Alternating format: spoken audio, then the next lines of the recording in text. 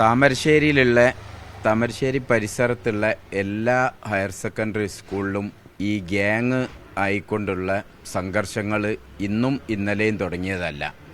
കഴിഞ്ഞ വർഷം Thamarassery government ഹൈസ്കൂളിലായിരുന്നു sub ജില്ലാ കലോത്സവം നടന്നത്.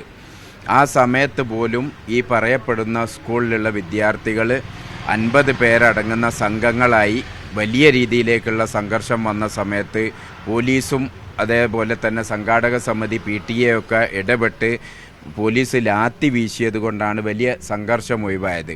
എന്നിട്ടും തൊട്ടടുത്ത 1 കിലോമീറ്റർ അപ്പുറം ആളൊഴിഞ്ഞ സ്ഥലങ്ങളിലേക്ക് പോയി അവർ വലിയ രീതിയിലുള്ള സംഘർഷമുണ്ടാക്കുകയും താമരശ്ശേരി താലൂക്ക് ആശുപത്രിയിൽ നിരവധി കുട്ടികളെ അഡ്മിറ്റ് ചെയ്യുകയും ഒക്കെ ചെയ്ത സാഹചര്യമുണ്ടായിട്ടുണ്ട്.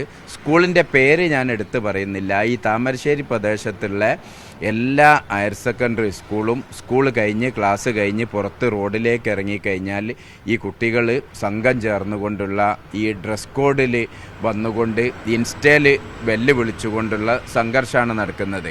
അപ്പം രക്ഷിതാക്കളുടെ ഭാഗത്തുനിന്ന് വലിയ രീതിയിലുള്ള ഇടപെടൽ വേണം.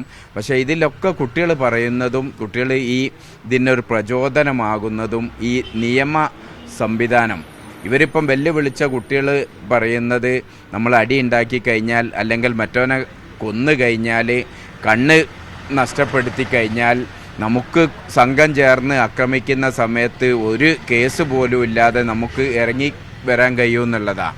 ഇപ്പോൾ എൻ്റെ സുഹൃത്ത് ഇക്ബാലിൻ്റെ മകൻ ഷഹബാസിൻ്റെ മരണവുമായി ബന്ധപ്പെട്ടുകൊണ്ട് മീഡിയ ഈ രീതിയിൽ ചർച്ച ചെയ്തുകൊണ്ട് ഈ നിയമത്തിൽ തന്നെ ഒരു മാറ്റം വന്നു കഴിഞ്ഞാൽ ഈ സംഘർഷത്തിന് ഒരു അറുതി വരുമെന്നാണ് പൊതുപ്രവർത്തകരായിട്ടുള്ള ഞങ്ങൾക്കൊക്കെ പറയാനുള്ളത്. താമരശ്ശേരി പോലീസ് സ്റ്റേഷനിൽ തന്നെ നിരവധി കേസുകൾ എടുത്തിട്ടുണ്ട്. ഇത് ആദ്യ സംഭവമല്ല, ഒരു മരണം ആദ്യ സംഭവമാണെങ്കിലും നിരന്തരമായിക്കൊണ്ട് ഈ ഗ്യാങ് തിരിഞ്ഞിട്ടുള്ളത്.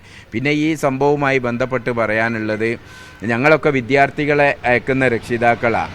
ഒരു ട്യൂഷൻ സെൻറ്ററിനെ സംബന്ധിച്ചിടത്തോളം ട്യൂഷൻ സെൻറ്ററിൽ ഈ ഫെയർവെൽ പാർട്ടി, DJ പാർട്ടി ഇതേപോലെയുള്ള പാർട്ടികളൊക്കെ കുട്ടികളിൽ നിന്ന് പണം പിരിച്ചുകൊണ്ട് ഇവർ നടത്തുന്നത് അടുത്ത വർഷത്തേക്ക് വലിയ രീതിയിലുള്ള കുട്ടികളെ കൂടുതൽ കിട്ടാൻ വേണ്ടിയിട്ടാണ്.